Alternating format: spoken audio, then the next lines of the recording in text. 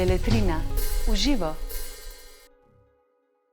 Spoštovane gledalke in gledalci, lepo pozdravljeni in dobrodošli v tokratni Beletrini v živo. Izdana že leta 2019, a vendarle obravnava temo, ki je tako rekoč nadčasovna. Tema, ki govori o volni in telesu. Avtorica je Svetlana Slapšak. Gospa Slapšak, lepo pozdravljeni. Hvala. Govorimo o volni in telesu. Govorimo seveda o eni zadevi, ki ima precej pomembno to historično komponento, pa bi se morda na začetku ustavila pri eni izmed vaših besed, ki jih nekje uvodoma zabeležite, da se v Evropi dogaja, da pravzaprav za to historično, antropološko, zgodovinske, etnološke in podobne študije usiha podpora. Kaj se dogaja torej z Evropo, z Evropejci in z našo družbo, da so to vrstne študije, o kateri bova govorila, vedno manj podpira in niso več v fokusu družbe?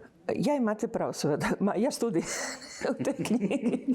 Gre namreč za opredelitev Evropske skupnosti, ki je precej stara, jaz mislim kakšnih 20 let, in pa začela se je s programom leta 2000 in to je bilo izrazito, ampak res izrazito zmanjšanje možnosti, da se Evropski skupnosti ponudi znanstveni projekt, ki bi bil zasnovan na zgodovini, logiki ali retoriki.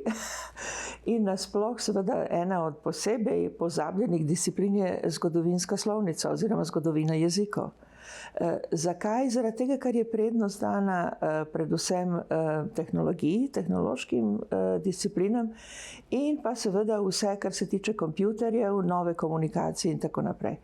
To so teme, ki gredo naprej. Pravzaprav tisto, kar je zanimivo, je, da zadnja leta v evropskih projektih imate predvsem networking.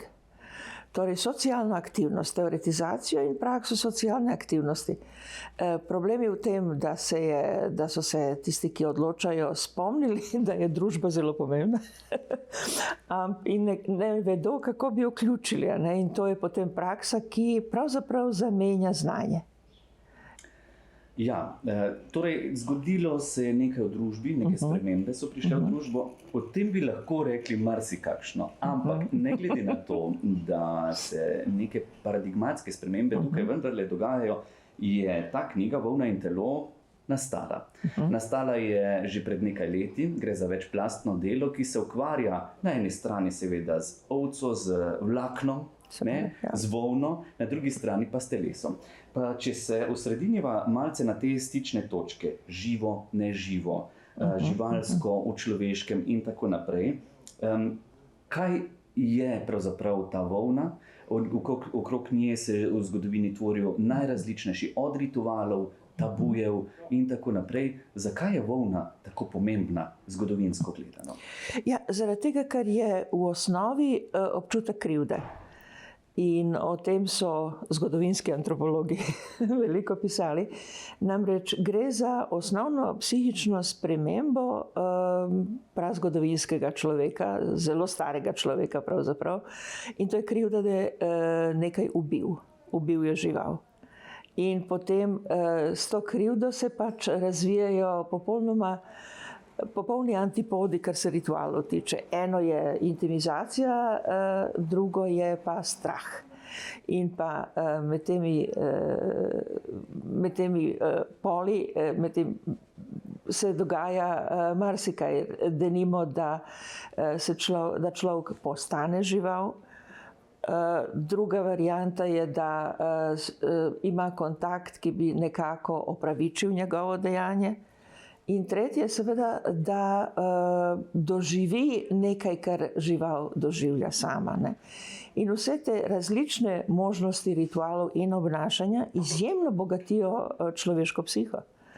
Tako da bi morali biti pravzaprav hvaležni, da je človek občutil krivdo in da potem na osnovi krivde razvil izjemna polja, široka polja emotivnosti. In s tem se pa ukvarja ena disciplina, ki je še bolj zapostavljena, in to je zgodovina emocij, o kateri v kateri je v zadnje čase nekaj več mlajših znanstvenikov, ampak dolga leta je bila popolna puščava. No, kar nekaj takšnih puščav v znanosti še poznamo. Pa vendarle bi se rad zdaj dotaknil ene vzporednice, ki jo kažete v knjigi. To je vzporednica med dlako, torej to živalsko dlako oziroma volno, ne, in pa lasmi. Kako se to kaže, ta vzporednica? Zanimivo je, prej ste omenili, na eni strani gre za žrtvovanje, a ne recimo živali, pa vendarle, ko govorimo pa o pridelavi in predelavi volne, gre pa za negovanje živali. Ne? Se pravi, tam ovce ne bomo zaklali za to, da bomo dobili volno. Ne? In to se zelo jasno kaže tudi v laseh. Jasno, seveda, lasje so pač dokaz, da je človek žival. Njemu samemu je jasno, da je žival. Seveda, kosmatinci in ljudje se niso preveč, ni bilo preveč razlika, tako da, kar se kosmatosti tiče.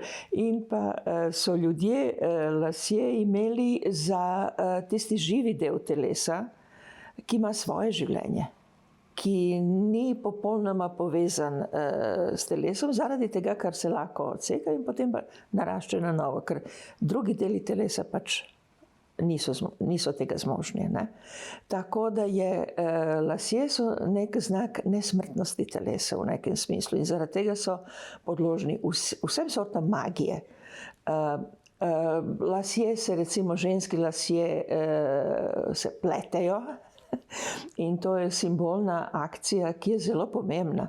Še v drugi svetovni vojni so recimo v Bosni ženske razpletale lase, ko so recimo partizani šli v kakšno bitko, da jim omogočijo, odprejo vse poti. In zavozlanih stvari. Tako, zavozlanih. Precej. Ogromno. Mimogrede, zelo zanimivo mi je bilo, ko sem bral, imamo tudi v krščanstvu je ta tradicija se prenesla, pa čeprav gre za bistveno starejšo stvar, krščanstvo, ne? Marija, ki drži v rokah te zavozlane vrvi, ne? In kaže, če imaš težavo, pejdi k tistemu kipu, ki ima to zavozlano vrv, ker bo ona razvozlala vse vozle in na tak način simbolno odprla določene poti. Pa tudi Marija, ki plete. Tako. Ki plete za malega Jezusa in to plete v enem kosu s 4 iglami. Kar je tehnika, ki jo danes še uporabljamo za nogavice, denimo. Ne? Tako da, kar se tega tiče, je pletenje, tkanine, tkanje in seveda Marija, ki počaka angela, ki bo najavil ključno novico, pač je zmeraj satvah, ona plete, ona tka, ona izdeluje obleke za svojo družino in za svojega sina. To o Jezusovi obleki je zelo znana zgodba. K Mariji se bo še malce vrnil, ampak bi rad naredil en korak pred tem. Namreč Marija je posebej vezana ne samo na pletenje ali pa na tkanje, ampak tudi na branje. Zato preden greva midva k branju, bi rad, da se dotakneva te vzporednice med tkanjem, torej vlaken, in snovanjem ali tkanjem besed. Kakšna vzporednica je tukaj med recimo preprogo in besedilom? Moja priljubljena tema, priznam. To je seveda kombinacija elementov, ne? Horizontalno, vertikalno. To je pravzaprav podoba slovnice, podoba jezika, tkanja. Ne?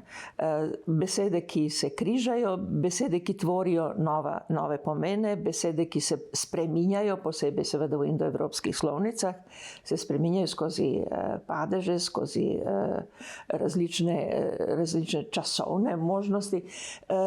To je podoba, ampak urejenega jezika. Ne samo jezika, ampak urejenega jezika, ki ga lahko bereš. In zelo pogosto v mnogih tradicijah, posebej v muslimanski tradiciji, vezenina ali tkanje govorijo tekst. In seveda je cela znanost o tem, kaj so pomenili kelimi, ki jih vidimo, ki še danes obstajajo in imajo iste figure, iste simbole in ista sporočila. Ne, tako da vsako ročno delo pravzaprav predstavlja neko sporočilo in pa posebej te tradicije velike tkalske tradicije Male Azije, kažejo na to, da so to res poročila. Na drugi strani pa imate to povezavo med ženskami, pisavo in tkanjem. Ker ženske pač so te, ki pripravljajo obleke za celo družino, ne? Ženske pa tudi pošiljajo večino sporočil in recimo v bosanskem ustni liriki imate to idejo, kako ženska veze svojo zgodbo, tako kot Prokna v antični mitologiji, zveze svojo zgodbo in potem je seveda kaznovana. Ko govorimo o tkanju besed in tkanju recimo preproge oziroma samega blaga, govorimo pravzaprav iz tistega neurejenega sveta vlaken, iz neke ovce recimo, ne, ki je treba spraviti v nek red. Enako vzporednico lahko vidimo iz nekih neurejenih, bomo rekli, besed, ne, v neko urejeno obliko. A gre vendarle tukaj tudi za neke vrste vizualni učinek, ne? Tih vertikalno, horizontalnih niti in hkrati nekih potez, ki jih neko besedilo, ko ga beremo, nudi, ko ravno tako imamo vrstice, črke in skratka se zelo jasno vidijo to, bomo rekli, struktura tkanine tudi v besedilu. Ja, seveda na škotskih tkaninah, na teh karojih, takoj prepoznate pleme. Tako da to je neka osebna izkaznica kolektiva. Na drugi strani pa jezik nikoli ni neurejen. Vsaka beseda je pravzaprav stavek. Vsaka črka je stavek. Tako da, kar se tega tiče, jezik, pa seveda, ki ne sledi človeški zgodovini, na srečo. In seveda lahko vpliva, ampak ni te direktne povezave, ki jo večina ljudi ima v glavah, ne, da se jezik razvija tako kot človeštvo. Ne, jezik ima svoj ritem, ki je popolnoma drugačen. Torej, v tej situaciji seveda vsako sporočilo je v določenem kontekstu. In nekatera sporočila pride v slavnem času in potem je kaznovan avtor oziroma avtorica tega sporočila. Ne? In tudi, če pogledate zgodbo o Penelopi, ki je verjetno najbolj znana zgodba o tkanju, razen Arahne, ne, ki je tako zelo grdo kaznovana. Penelopa pravzaprav, njen motiv tkanja je laž, prevara. Ona ves čas izpušča napačno sporočilo in to napačno sporočilo je del njene strategije, ki je zelo zapletena. Ne? In če na eni strani ona igra pokorno žensko, ki pač se ukvarja s svojim osnovnim delom in je pokorna tudi s sinom Telemachom, ki je izrazito agresiven in avtoritaren.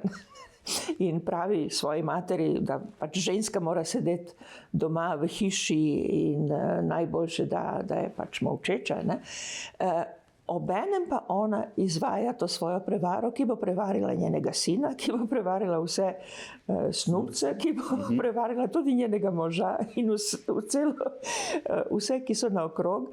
S tem prvo sporočilo je, da ona pripravlja pogrebno pogrinjalo za očeta Odisejevega, kar enostavno ne drži, ker volna ni imela kaj delati v grobu. Kar je napol živa, oziroma bolj živa kot mrtva, ona se ne sme uporabljati in to je recimo v judovskih običajih zelo jasno. Samo lan sme, ki je mrtev, ki je rastlina. Ali pa svilo omenjate. Ne? Ali pa svilo, ali pa bombaž. Še danes svilene obrobe, ne, recimo na krstah. To je za eno precej staro predstavo. Očitno. In ne samo to, je tudi vprašanje pogrinjala oziroma pokrivala za mrtve je zelo pomembno, kar je neživo je nujno zaradi tega, da duša oziroma tisto, kar je ostalo od mrtvega, ne bi šla ven. In se ne bi maščevala. Kozmični red, tako rekoč, mrtvi morajo ostati v svojem svetu. Ja. Iz kozmičnega reda bi zdaj navezal to na neke vrste socialni red preteklosti. Ženska ima svojo vlogo. Omenili ste Penelopo. Gre pa seveda za to, zakaj pride ravno do tega, da je ženski tako rekoč upisana na njeno telo vloga pridelave in predelave volne. To se nekako vleče skozi vso zgodovino. In zakaj je volna tako pomembna za žensko in obratno, zakaj je ženska pomembna za volno? Ja, govorimo o fenomenu oziroma o enem od glavnih stabilnih elementov opisa ženske, ki je pravzaprav bila odgovorna za obleke vse do 19. stoletja. To je neverjetno dolg razpon. Ženska je proizvajala obleke. Seveda so se pojavili že od Firenc, od obdobja prve mode, če hočete, prve zelo dobro znane mode, in to so plašči iz Firenc. So tudi moški delavci delali, imamo prvi delavski upor, prav v Firencah, čompi. In pa ženske so pač bile te, ki so oblekle družino ves čas. In potem, ko se je zgodila industrijska revolucija, jaz omenjam ta dogodek v Grčiji, ko se ženske uprejo industrijski revoluciji, kar jim odvzema osnovno avtoriteto, ki jo imajo. In to ni samo avtoriteta, da so pač vsi odvisni od njenega dela. Avtoriteta je tudi to, da ona ima določeno oblast nad sporočili, ki jih pošilja v svet. In pa tudi ekonomsko, določeno ekonomsko neodvisnost. Torej, ženske se znajdejo z industrijsko revolucijo v popolnem vakuumu. Niso več odgovorne in nimajo več moč. In potem se zgodi že spet neka mehna industrijska revolucija in se pojavi šivalni stroj. In ženske že spet dobijo oblast. Tako da šivalni stroj, in to je poglavje, ki manjka. Pravzaprav poglavje o šivalnem stroju. Paradoksen preplet. Na eni strani jo vidimo kot tisto, ki je podrejena tej vlogi, po drugi plati pa to daje neke vzvode moči. Pa vendarle ni bilo vedno v zgodovini tako, včasih pa je ženska, tako rekoč tisti simboli, so morali izstopiti iz te vloge. In tu sva zdaj pri Mariji. Od tiste, ki je tkala, do tiste, ki je brala. Zakaj pride do tega prenosa teh sporočil, oziroma zakaj pride do te spremembe v marijanski ikonografiji? Na to vprašanje seveda ne morem odgovoriti. Je preveč komplicirano, ampak sigurno pa je, da začetek ženske avtoritete v tkanju je pravzaprav sovpade z pojavom mesta, pojavom vojske, pojavom vojne, administracije, rezerv hrane, družbene organizacije, z drugimi besedami. In v tej spremembi ženska postane sedentarna, kar do tega trenutka ni bila. Sodelovala je v družbi enako kot moški, razen v obdobju, ko je imela otroke, majhne otroke. Drugače pa ženska zdaj postane popolnoma vezana za hišo in za enega človeka, oziroma pripada grupi žensk, pripada enemu človeku v drugi varianti. In ženska, ki je zdaj nekako, če hočete, objekt hiše, zaprta, dobi moč s tem, da se njej prepušča aktivnost, ki se mora izvajati v hiši, v miru, v zaščitnem okolju, če hočete. To je tisto, kar ženska dobi s tkanjem, in s tkanjem seveda potem nastopa naprej. Tisto, kar je zanimivo, je, da to proizvajanje oblek, ki je seveda enako pomembno v zelo vroči klimi in v zelo mrzli klimi, je nekaj, kar je zelo odvisno od tega, kaj bo moški prinesel kot material. Torej, že spet stabilno delo, ne živali, stabilen priliv živih ovc, koz in ostalih živali, lame, ki so bile izkoriščene za volno. In potem ta odnos sedentarnih živali in sedentarnih žensk se potem zabetonira in ostane praktično do 19. stoletja. Čeprav je volna potovala. To je pa drugi aspekt tega, da je pač kvalitetna volna z Iberskega polotoka potovala v Firence, ali pa škotska volna, ki je potem prevzela to področje.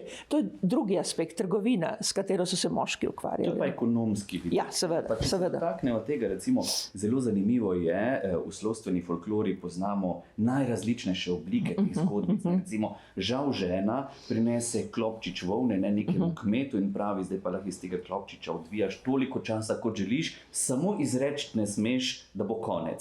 Torej, neke vrste tabu tega izrekanja, da se je naveličal, da bo konec. In pogosto ta kmet obogati.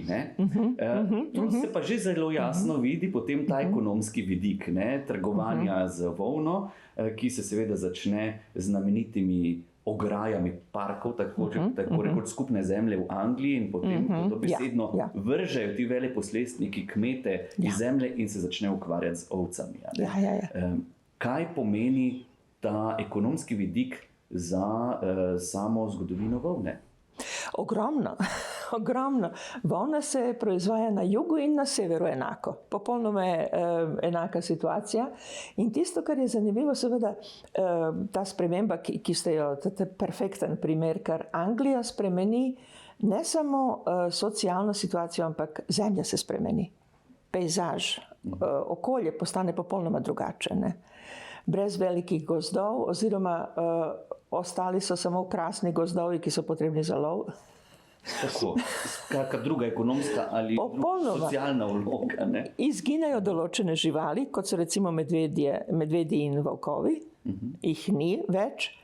In različne druge spremembe, tudi med ptičjimi vrstami se zgodijo ogromne spremembe. Recimo tudi to je, da galebi nimajo več dela, bi rekli, in potem galebi ne prinašajo več semena, ki so jih prinašali prej. Tako da se tudi rastlinski svet spreminja. Vse se spreminja. In Britanija oziroma Anglija danes res izgleda drugače kot ostanek Evrope v veliki meri. Brez teh, če hočete, divjih delov, ki jih Evropa še zmeraj ima, in zaradi tega je v Sloveniji zelo pomembno, da se to ohrani, da se pobijajo medvedi. To je na eni strani ovca kot nek nov pomemben element ekosistema, po drugi strani pa industrijska revolucija, ki sočasno s predelavo volne rabi ogromno goriva. In takrat se popolnoma spremeni ta podoba Britanije. Ne pozabite, da recimo ta angleška garda, slavna, ki ščiti kraljico, mora imeti tiste kučne, tako rekoč, ki so seveda uvožene. Jih ni v Angliji.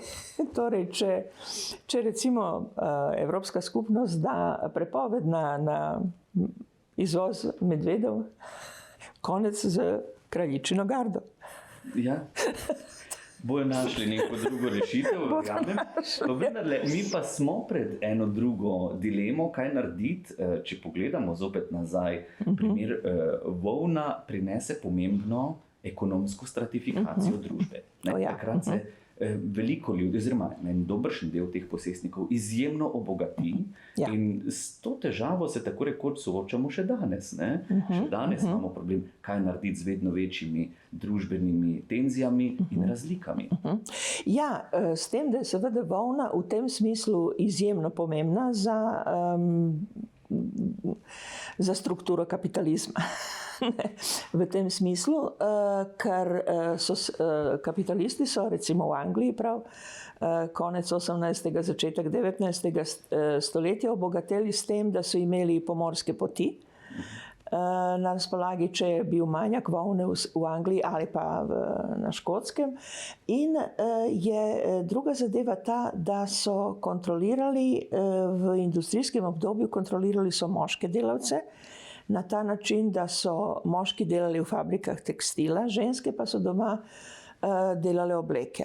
Tako da zelo pogosto imate točno to razdelitev in tudi v Sloveniji, to vidimo recimo v rudarskih okoljih, da se ženskam da dodatno delo, ki je v glavnem tekstilno. Čipke, pletenje in tako naprej. Torej, žene rudarjev ne smejo biti nezaposlene. Kaj je ta zanimiv primer, moram pokomentirati, da ponekod imamo v določenih obdobjih, ravno pri čipki, ko čipka bila zelo dragoceno blago, so ženske ponekod celo zaslužile več od moških. Ja. In dobimo en prav poseben primer, kjer pravzaprav se začne to dedovanje ne po patrilinearni liniji, ampak po matrilinearni liniji, ker so ženske postale ekonomsko močnejše.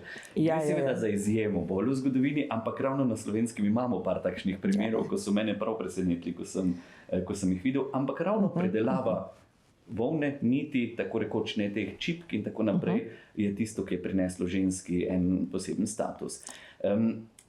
Pa vendarle, če so že pri kapitalizmu, govorimo pa o tem, da kapitalizem pa prinese še eno pomembno zadevo, namreč dovolj denarja za najrazličnejše invencije, ki začnejo nadomeščati ta naravna vlakna, najlon, lajka in tako naprej. Kaj to pomeni potem za samo volno in pa vloge žensk in moških v tem? Ja, v tem smislu seveda je kapitalizem pravzaprav pogoltnil dober del ruralnega okolja, kar je proizvajanje teh artificialnih tkanin večinoma urbano, v fabrikah. Tako da kar naenkrat tisto, kar je čisto, naravno, se zgubi, izgublja vrednoto, to je recimo primer najlona po drugi svetovni vojni, in pa naknadno se potem kapitalizem prenavlja na ta način oziroma obvladuje ruralno področje tako, da se posebej počrta vrednota čistega, čista volna, čist bombaž, čista svila. Danes lahko temu rekli tudi ekološko. Seveda, bio in vse ostalo. Ampak kapitalizem se znajde, če sam naredi napako, kot je ta recimo, da se pač iznajde viskoza in ostalo, ne, kar so te tkanine, da se pač takoj to nadomesti, poliester pa vse ostalo. Ne. Najde se način, da se to nadomesti in da se trg nekako da postane uravnovešen, kot bi rekli. In seveda je dodatek tega socialna razlika. Danes poliester in najlon predvsem imajo reveži. In neuničljivost teh tkanin, ki jih vidimo reciklirane v tretjem svetu, je pravzaprav grozljiva, kar je ekološko zelo nevarna in proizvajanje teh tkanin rabi ogromno vode, kar je tudi danes zelo resen problem. Ampak če gledate recimo samo posnetke iz Afrike in Azije, večina ljudi, delavcev, torej revežev, je oblečena v tretjo generacijo majic in oblek, ki so predtem bile aktualne v zahodnem svetu. In v Afriki imajo poseben problem tekstilov, ki jih morje nanaša. Ogromne količine tekstilov, s katerim pravzaprav nimajo industrijskih možnosti, da jih predelajo ekološko, kot bi rekli. Ne? Tako da ekologija je v veliki meri luksuz zahodnega sveta. Ja, pa vendarle ne moremo govoriti samo o neki ločeni entiteti. Zahodni svet je ločena entiteta. Ekologija oziroma ti sistemi, naravni sistemi so med seboj povezani in če smo ravno pri umetnih materialih, vemo, danes se soočamo z velikim vprašanjem recimo nanodelcev, ki jih plastika tvorja in uhajajo v te naravne prehrambene verige, tako da tudi tukaj smo ljudje tisti, ki pridemo noter zraven. Takole ob koncu knjige izpostavite par primerov, ki so mi bili sila zanimivi, in če so že prej govorila malce o modi, je en takšen, skoraj bi mu lahko rekel malce prežitek, modni je klobuček, klobuk. Zakaj je klobuk preživel? Na eni strani pri ženski, ki lahko zelo individualno pokaže svojo modno usmerjenost, pri moškem pa to depersonifikacijo, torej moški, ki postane samo moški takrat, ko je v neki množici uniformirano oblečenih ljudi s klobuki, kot so recimo vojaške kape ali pa podobne. Ja, vprašanje uniform je pa res posebej. Tudi tukaj bi prišlo novo poglavje, ampak je res, da ta uniformiranost in raznolikost, ki naj bi bila dovoljena samo ženskama, je še en produkt kapitalizma oziroma industrijskega obdobja. Še v 18. stoletju in posebej v 17. in 16. vidite moške, ki nosijo absolutno najbolj fantastične klobuke. Francoski dvor, vse, kar je bilo na glavo. Vse, kar se lahko da na glavo, so že imeli. Tako da, kar se tega tiče, je situacija klobuka zelo, zelo zabavna. In pa jaz mislim, da je ta popularnost klobuka in ta, recimo, potreba, da se klobuk ima na glavi v cerkvi. Tako da recimo med revnimi, v revnih pokrajinah Združenih držav, recimo črnske ženske morda nimajo za druge zadeve, ampak bodo imeli za kakšen dober, fantastičen klobuk za cerkev. Ampak ženske. Moški ga morajo pa sneti. Ja, točno to. Zaradi česa? Zaradi povezanosti ženske in lasišča s smrtjo. To je tisto osnovno. Ali je to smrt, ali gre morda tudi za vprašanje las kot seksualnega simbola? Ja, seveda so lasje seksualni simbol, jasno, ampak za oba spola, ne samo za ženske. Kar se tega tiče, dolgi lasje so enako seksi na ženski in na moškemu. Oziroma, nekateri ne rabimo klobuka. Tudi to je. Ampak pravzaprav gre predvsem za to povezanost za magije, ki se izvajajo z lasmi, ki so odsekane ali ne, ali na ženske, ne, ki so izjemno pomembni in morda najboljše to vidimo v različnih oralnih in drugih tradicijah azijskih narodov. Tam je pa ta pomembnost lasišča popolnoma izjemna. Recimo pletenica, ki so jo moški imeli. Če moškemu odrežejo, Kitajcu, če odrežejo pletenico, je to pravzaprav največja sramota, ki jo lahko doživi. In tudi takšnih variant je veliko.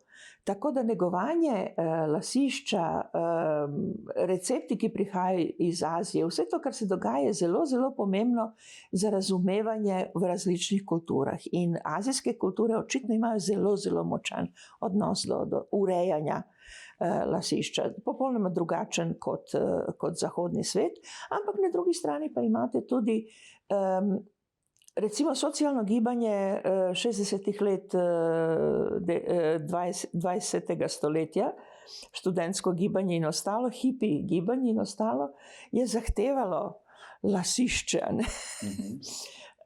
Otroci cvetja so morali imeti bujne lasje, pletenice, vse sorte različnih stilov. In ti stili so se postopoma malce uredili, tako da danes so moški z bujnimi, razpletenimi lasmi veliko manj vidljivi kot recimo moški, ki imajo stegnjene lase ali pa nekatere druge variante, recimo ta varianta Apache ali pa Irokez in ostalo. Vse so to variante, ki kažejo na to, da so se moški osvobodili. V določeni meri so se osvobodili in to, česar so se osvobodili, je strah od smrti, ki je izključno ženski privilegij. Ženske so se v večini kultur pravzaprav ukvarjale z mrtvim telesom. To bi bila zelo zanimiva tema za zaključek, morda vendarle bi se dotaknila še ene zadeve. Najprej se moram dotakniti tega, danes, če bi se peljali recimo zopet v Anglijo, če sva že v Angliji govorila, tam bi brez nekega resnega dogodka, kjer se bo predstavilo nekaj pomembnih ljudi, tam si ne predstavljamo, da bi tja prišli brez klobuka. Tako ženske kot moški s cilindri, s fraki, ta črno-bela kombinacija, kjer vemo, moška moda je nekje obstala 150 let nazaj, se mi zdi tam, ko se začne ta industrijska pridelava oblek. Ženske se pa tam pokažejo. Recimo prva dama angleškega sveta, angleška kraljica, brez klobuka tako rekoč skoraj ne vidimo. Absolutno ne obstaja tako rekoč. A je to statusni simbol? Ja, seveda je statusni simbol, ne dirke, konjske dirke in ostalo, askoti in vsa ta folklora. Govorijo o tem, klobuk je nek znak socialnega statusa, ampak pravzaprav zelo redko. Če imate zelo revne ženske, ki nosijo klobuke, pa imate recimo klobuk oziroma tkanino na različne načine štirkano in urejeno v Afriki, In če imate te fantastične klobuke angleške aristokracije, pravzaprav gre samo za ženski izraz in nič drugega. Niti socialni položaj ni tako pomemben, kolikor je pomembna ženska potreba, da se izkaže v določenih prilikah. Ne? In pravzaprav, veste, klobuk je pravzaprav povezan z Ferečo. Aha, kako bi pa to povezali? Ne? Tako, da skriva lasje. In pa ženske na Bližnjem vzhodu in nosijo ruto, pa ni nujno, da so pokrita usta in da samo oči ostanejo. Ne, pomembno je, da so lasje pokriti. Pravzaprav je to še bolj pogosta praksa, ne? Če govorimo perzijski svet, arabski svet, absolutno. Je tega pravzaprav več kot pa absolutno. In v tem seveda to, kar ste zelo dobro opazili, ja, seksualnost je tukaj ključna. To je pa res. To je prepoved. In klobuki so pravzaprav tudi prepoved. Tako, to je na nek način ostalina. Zdaj pa, ker klobuki seveda imajo dolgo zgodovino, lahko bi še veliko rekla o tem. Ja, veter v laseh, ne? Svoboda, lasje, ki so. Pa bi se ob koncu rad dotaknil ene zadeve, ki me je prešinila v trenutku, ko ste začeli pisati o gobelinu, ki je pa pravzaprav vaš gobelin, ne? Oseben gobelin. Ja. Gospod Erendiner. Erendiner se naglasi. Erendiner, da. Bom vprašal tako, kot pišemo knjige, tekste in podobne stvari, načeloma ta osebna komponenta je nekje umaknjena v ozadje. Tukaj pa pišete prav o svoji zgodbi, o sebi, o lastnem doživljanju. Zakaj? Kaj to zdaj pomeni? Koliko je Svetlane v tej knjigi noter kot Svetlane same, ne toliko kot nekega znanstvene analize in podobnih zgodb? In kakšno vlogo ima tukaj tale vaš gobelin? Zelo močno vlogo, ker to je edina zadeva, ki je ostala iz hiše te gospe, ki je drugače končala v Auschwitzu skupaj s svojim sinom. Gre za judovsko gospo? Gre seveda za bogato judovsko gospo, ki je živela sama s hčerko in sinom in je vezla goblene celo svoje življenje. In pa potem je končala v Auschwitzu in pa njena hčerka je preživela zaradi tega, ker je šla v partizane. Tako je. In pa moja mama je od te svoje prijateljice, partizanke, dobila ta goblen kot spomin na neko družino, ki je ni več. In to je moja mati imela kakšnih 30-40 let v svoji sobi. In potem, ko je zamenjala stanovanje, oziroma ko smo prišli skupaj v skupno stanovanje, je to pripadlo meni. In jaz nimam posebej rada goblene na stenah, priznam, čeprav sem jih izdelovala, ampak samo za blazine. In potem sem jaz to dala na blazino. In vsakič, ko pogledam, se spomnim te ženske, njene hčerke, ki sem jo zelo imela rada, moje mame. Cela zgodovina nekaj generacij ženske je na tej blazini, ki je zdaj dokaj že uničena, normalno, ker je praktično stara morda celih 100 let. Ne? In zdaj jo bom dala pod steklo, ni druge. Ampak ja, to je zgodovina nekega mesta, Osijeka, zgodovina neke kulture judovske, te meščanske judovske kulture, tudi ideoloških sprememb, ne, bogata družina, mlada komunistka, ki izhaja iz bogate družine, in potem pa prijateljstvo moje mame in te ženske, ki je bilo izjemno. Dve sta bili prijateljici več kot 60 let. Tako da je vse to je skupaj v tem spominu in sem ga hotela dati not, ker imam tudi jaz sama določeno simpatijo do ročnega dela in sem že leta imela sanje, že spet intimno, ampak ni prišlo v knjigo, intimne sanje o enem šivalnem stroju. In sem hotela samo ta šivalni stroj in niti eden drugi in Pred kratkim sem ga slučajno našla v BTC-u po ceni, ki je perfektna, samo 1/3 prvotne. To je japonska oekaki šivalni stroj, ki ima perfekten dizajn, rdeča, zelo aerodinamična. Šivalni stroj ne letijo skozi po nebu, da bi bilo treba aerodinamiko imeti, ampak točno to. Kaj je specifičnega, da si želite takšen šivalni stroj? Izključno estetske, nič drugega. Ne. Toyota je drugačen. Tako da, kar se tega tiče, odgovarja. Ampak, veste, v bivši Jugoslaviji, posebej v ruralnih področjih je recimo 60-70 leta, tudi prej, ko se je to pojavilo, Bagat stroj. To je bil jugoslovanski šivalni stroj absolutno iz Zadra. In recimo na teh vaških zabavah so ženske zelo pogosto imele papirček, na katerem je, da se vidi, na katerem je pisalo imam bagatico. Kar je pomenilo, da je gospodična pripravljena za zakonsko življenje, za produkcijo oblek in da je pač to, a ne ima kapital pravzaprav. Pa smo zopet pri produkciji oblek. Absolutno smo že spet, ja. Če bi ponekod rekli, rožmarin je za spomin, lahko vas rečemo gobelin je za spomin. Spomin, tudi. Gobelin gospe Rendinier.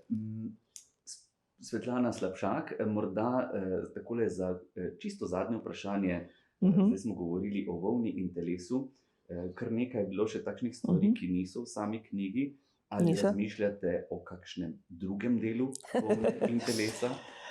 Ja, seveda, mislimo predvsem o ročnem delu in o tem, kako je, in o socialnih spremembah, ki se nanašajo samo na ženske. Namreč, že od 16. stoletja naprej so moški prevzeli del moči, ki ga daje proizvajanje oblek. In so moški, denimo, prevzeli proizvajanje moških nogavic, posebej svilenih, pletenje teh izjemno elegantnih in zelo seksi, se mora priznati, če je gospod imel dobre noge. Dobre noge se prenašajo samo na ženske. So bile modre. Ja, modre, svilene. Torej, moški so prevzeli in iz tega se seveda rodilo tisto, kar danes še zmeraj imenujemo visoka moda, ki pravzaprav obstaja samo v Franciji in kjer pravzaprav država pomaga visoko modo kot eno artiklov, ki pač pomenijo nacionalni uspeh in tako naprej. Tako da so moški, tako kot v kulinariki, prevzeli vrhunski del, bi rekli, industrije in ga prisvojili in proizvajajo naprej te modele, ki jih pravzaprav samo recimo 1000 žensk na svetu lahko kupi, ampak ideja je v tem, da se pač socialno to popolnoma razlikuje od vsakdanje uporabe pletenja, šivanja, vezenin in tako naprej. Vsakdanje življenje je popolnoma ločeno iz tega. Torej, materijala, ideje še dovolj. Jaz se vam lepo zahvaljujem za ta pogovor. Hvala vam, vi ste mi dali neke ideje tudi. Z veseljem bomo še stkali kako besedilo. Spoštovane in spoštovani, to je volna in telo, torej precej večplastno delo, ki na svoj način govori o teh dveh pojmih, v katerih sva danes marsikaj stkala in napabrkovala Svetlano Slapšak, vabljeni k branju. Hvala lepa za pozornost in srečno. Hvala. Beletrina v živo.